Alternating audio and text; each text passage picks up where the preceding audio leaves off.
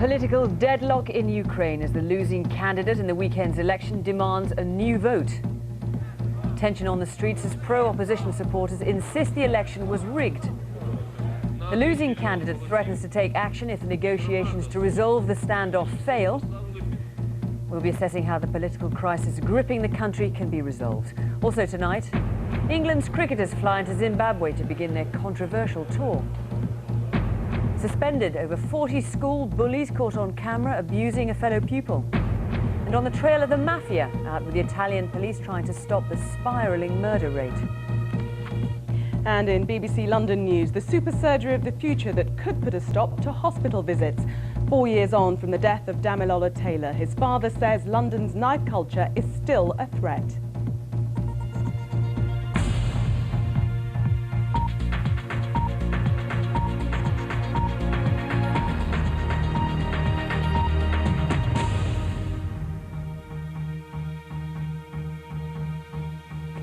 Good evening. The man who claims he's the real winner of Ukraine's election has demanded a new vote. Tens of thousands of protesters are out on the capital streets for a fifth night running, bringing the government to an effective standstill. The opposition leader, Viktor Yushchenko, who says the weekend election was fraudulent, rejected attempts by the winner, Viktor Yanukovych, to set up multilateral talks. Instead, Mr. Yushchenko demanded a new electoral commission and threatened action if negotiations to resolve the stalemate fail. From the capital, Kiev, our special correspondent Ben Brown sent this report. Yushchenko! Yushchenko! Yushchenko! If this is a revolution, it is gathering momentum. Today, thousands more supporters of the opposition poured into Kiev, a city where every street now seems packed with protesters. Yushchenko! Yushchenko! They chant the name of Viktor Yushchenko, the man they say had election victory stolen from him. Orange is their colour. But in blue are those who back the government. Today they too converged on the capital, many of them coal miners arriving by train from the east. Like rival groups of soccer fans, the paths of these two sets of demonstrators occasionally cross.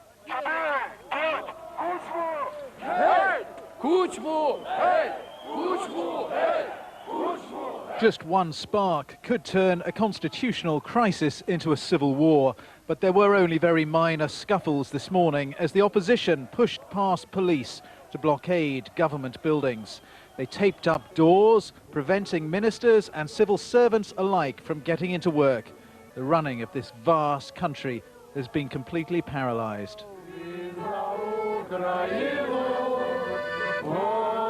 In Ukraine, it's time to decide whose side you're on. These police cadets are in no doubt. They work for the government, but they've just joined the opposition, taking to the stage in Independence Square and proclaiming their loyalty, not to the security apparatus, but to a campaign of civil disobedience.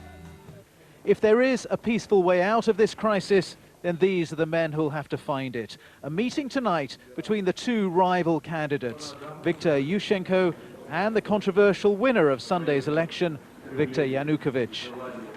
After 3 hours of talks, they emerged with a joint statement read out by the man one of them will replace, the outgoing President Kuchma. It has been agreed, he said, to reject the use of force and to set up a working party to resolve the standoff. But tonight, the opposition leader, Mr. Yushchenko, seemed in no mood to compromise. He headed straight from the talks to address his adoring supporters and told them the bottom line is that the second round of the election must be held again. Leaders of both sides here seem to be trying hard to avoid violence, but no one can rule it out, not in a crisis as profoundly unpredictable as this one. The whole of Ukraine is waiting with bated breath for Monday's crucial Supreme Court hearing, which will rule whether or not the elections were a fraud. This evening, members of the Ukrainian armed forces became the latest recruits to the opposition, which is growing in confidence and growing in numbers. An opposition convinced that people power alone will be enough to bring it victory. Ben Brown, BBC News, Kiev. Well, earlier the opposition candidate, Mr. Yushchenko, said if the Ukrainian government didn't cancel the election result, The opposition would step up its resistance and mobilise up to 2 million people in protest action. He was talking to our Moscow correspondent, Damien Grammaticus.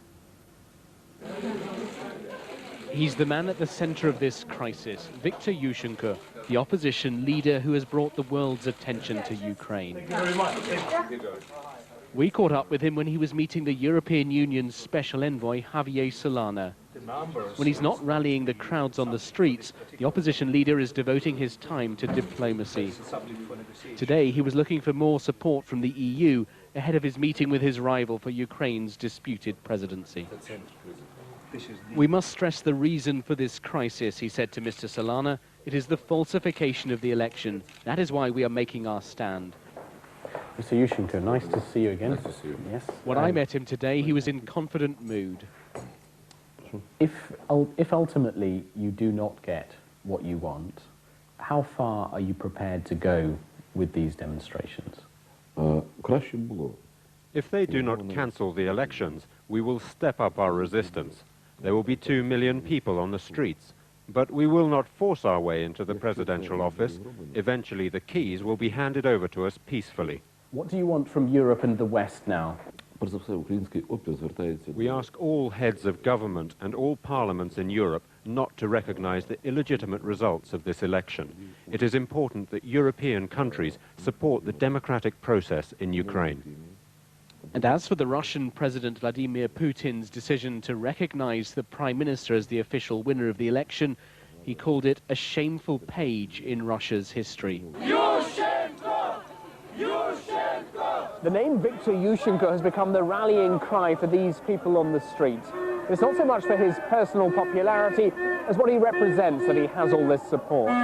Ukrainians see him as the man to guarantee the sort of democratic future they want for their country. And tonight he was back on stage, calling on people to stay on the streets as he's done all week. The government says he's pushing Ukraine towards breakup, but he appears determined not to back down. Damien Grammaticus, BBC News, Kiev. And we can talk to Damien in Kiev now.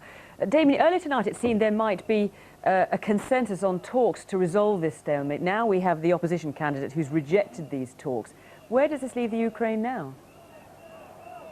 Well, I think what we can say is that the positive thing that's come out of today is that all this international mediation has brought this one agreement that there will not be the use of force. So bloodshed appears to be further away, and that would be a boost, I think, for the opposition, who feared all along that the army could be brought in here.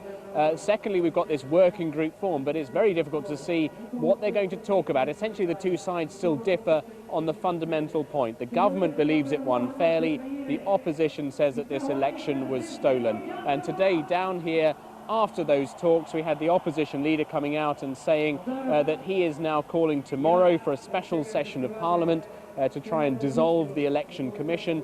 And he is giving the government 2 days, so essentially until Monday, to agree to his demands, which are, as Ben was telling you, to cancel the second round of the elections, to run that again, and to make changes to the law to ensure that some of the fraud in the first round, which he says happened, particularly absentee ballot voting, so people could vote in many constituencies, fair access to the media, all those sorts of things have changed. But at the moment, he is still saying that the crisis here is deepening every hour. OK, Damien, thanks very much. England's cricketers have arrived in Zimbabwe for the start of their controversial tour. They flew in from South Africa this morning after the Zimbabwean authorities agreed to lift a ban on 13 British journalists, including some from the BBC. England's one-day series is scheduled to begin with a match in the capital, Harare, on Sunday. Adam Parsons is there. England's cricketers finally arriving in Zimbabwe. They've had to deal with days of disagreement and years of political wrangling. But Michael Vaughan's squad reached Harare simply weary of the turmoil, pining for the comfort of just playing cricket again. It's really important that we bring closure to the Zimbabwe affair, and the only effective way that closure can be brought to the affair is by playing the cricket, and that's what we're going to do. Today, England's players got their first look at the ground where the opening match of this tour will be played on Sunday. Only a handful of these players have represented their country in Zimbabwe before. Probably none have experienced the scrutiny that will come their way simply by taking to the field here. This isn't a normal tour. The matches we played in Namibia, the warm-up matches, there were no warm-up games here. There's no official functions. There's no meeting of state dignitaries. The players are not condoning, the issues of Zimbabwe. They're just professional cricketers doing their job and supporting the Wales Cricket Board, who ultimately it's their decision and their responsibility of where we play and when. But in this city, signs that still reflect the controversial backdrop to these matches. What's clear is that there is a sense of relief within this squad that they can once again concentrate on preparing to play cricket.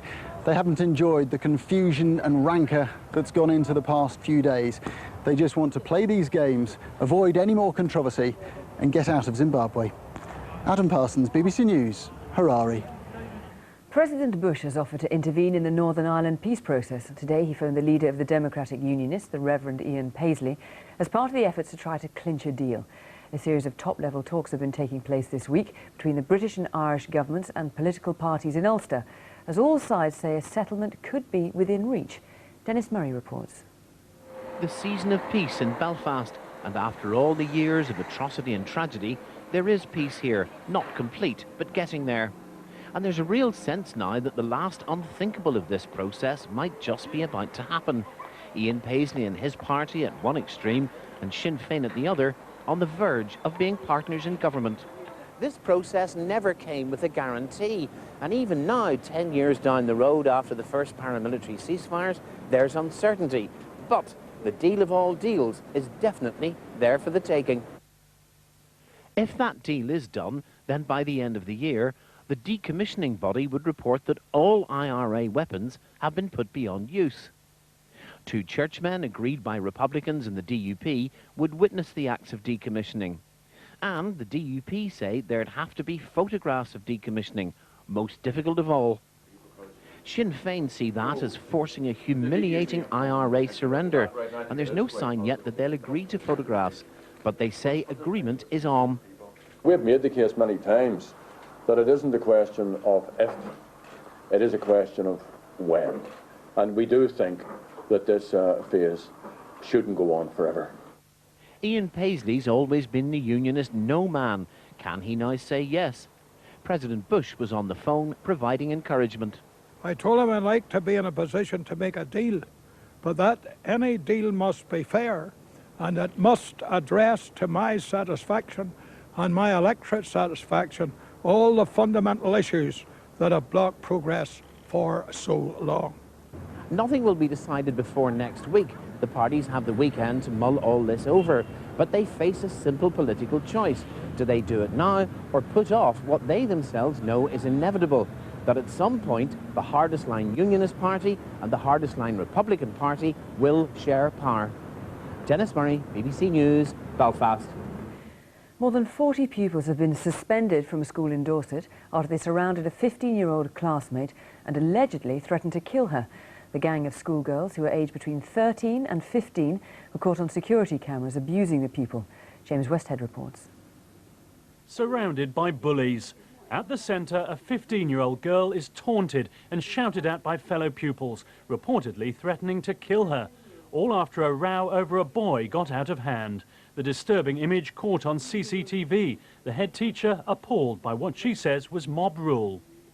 Well, in 36 years of teaching, I have never seen anything like this at all in my life, where a large group of girls gather round a single person and intimidate her. Even teachers couldn't break up the mob until the head herself arrived. She's now excluded around 40 of the pupils until next week. Cases like this, whether in the playground or outside, are highly unusual, but bullying is a worry, and both the government and the Conservatives are proposing tougher measures to deal with what they see as a growing problem of bad behaviour in schools. A survey for an anti-bullying campaign this week found that 2/3 of pupils had experienced bullying. 18% said it had involved physical assault, yet as many as 1 in 3 wouldn't tell anyone. Children and young people don't actually trust the adults in their lives, and they worry that if they do tell somebody that someone won't do anything or it might get worse, and I think that's the bit we've got to crack. Yeah, if you have... This girl says her school did do nothing when she was bullied for over a year from the age of 11. Eventually her family had to move house so she could go to another school. there was always the same group picking on others and everything, and we were all just scared, and I just wanted to go somewhere where they wouldn't find me, but they always did, and they'd just call me names and stuff, and it was horrible. The 40 pupils in this case and their victim will be back in school on Monday, an extraordinary example of an all too common problem. James Westhead, BBC News. Hundreds of extra police have been sent to the Italian city of Naples to try to halt a steep increase in the murder rate. The city is home to the Camorra, the Neapolitan equivalent of the Sicilian Mafia. Warfare between the clans has killed 84 people this year, and murders are up 60%. Our correspondent Gisha Harry has been out with Naples police on one particularly violent day. Naples today has more police per person than any other city in Europe, and Naples today needs them.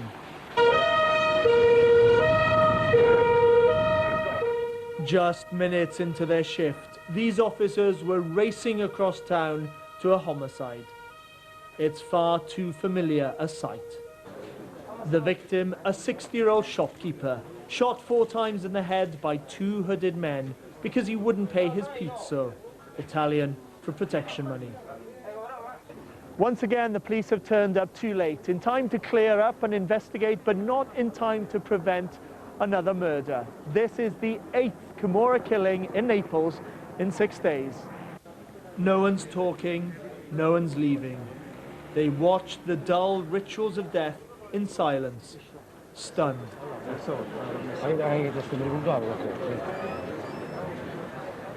Antonio Esposito was innocent. Most victims have been members of rival Camorra clans, fighting for control of lucrative illicit markets. There is not only racket, there is not only traffic of drug, there is not only traffic of guns, there is not only traffic of prostitutes and human beings and so on, but it is above all mainly the public works. The police have had some success. These weapons were seized when they intercepted a mob meeting. 7 men were arrested. But what they're witnessing is a war. The chief of police says it's ferocious, and he's watching it with the most advanced technology available, hour by hour, street by street.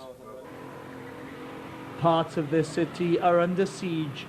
Roadside blocks and random searches are now routine, annoying for the innocent, but allowing the police to slowly gain control. What they cannot do is confront the unemployment, squalor and deprivation which have allowed the clans to take root. Desperate people can always be exploited, and unless politicians here address those issues, the police fear they'll always be fighting a losing battle. Gita Hari, BBC News, Naples. And digital viewers can hear more about the police battle against the Neapolitan Camorra by going to our interactive service, 10 o'clock News Extra. There's been another major failure of a computer system delivering services to the public, this time at the Department for Work and Pensions. At one point, 80% of the network crashed, leaving staff unable to process new claims for some of the most common benefits. Hugh Pym has more.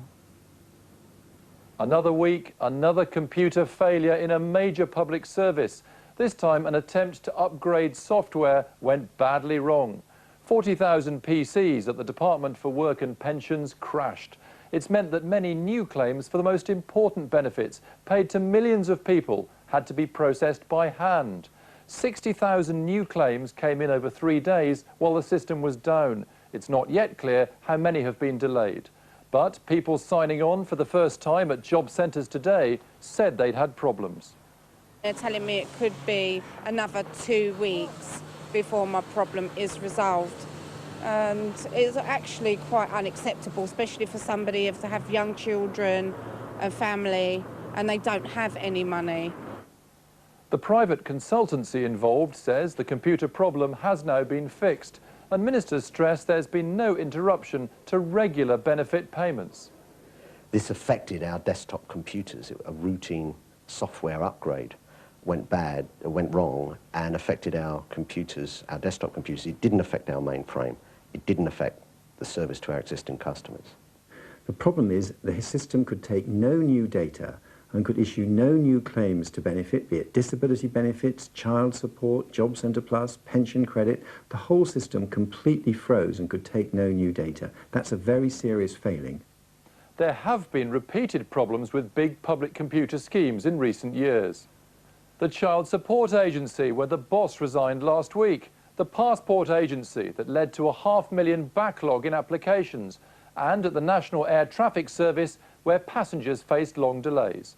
Now the government's planning other huge computer projects, like the one to manage ID cards. Some experts fear lessons haven't been learned. I think the disasters that have been, we've seen over the last 10, 20 years are going to continue. And this is a cultural change in the way that they account to Parliament for how these projects are going. Meanwhile, it could be several weeks before the work and pensions backlog is cleared, and we know how many people have lost out. Fiona. Keep him there. There are fresh hopes tonight that rebels waging a brutal civil war in Uganda may agree to hold peace talks with the government of the West African state. The violence has caused a major humanitarian crisis in the north of the country. The conflict between the Lord's Resistance Army and government forces has raged for 18 years. 2 million people have had to flee their homes, while thousands of children have been abducted and forced to fight. Adam Minot reports from northern Uganda. A seething mass of hungry humanity. At our camp in northern Uganda, it's the monthly handout of beans, maize and cooking oil by the World Food Programme. Nothing is wasted. Spilled corn is gathered up, grain by grain. Deprived of her home by civil war and the chance to grow her own food, Atok Filda has been deprived too of her dignity, forced to queue for rations. She has 7 children to feed and care for in a camp of 18,000 living a similar wretched existence. Life here is hell. We face the risk all the time of being attacked. Even here in the camps, the rebels come in and kill us. In northern Uganda, devastated by conflict, nearly 2 million people have been displaced. Their existence now a state of bewildered dependence. With its mud-built, thatched houses, this camp has an air of permanence about it.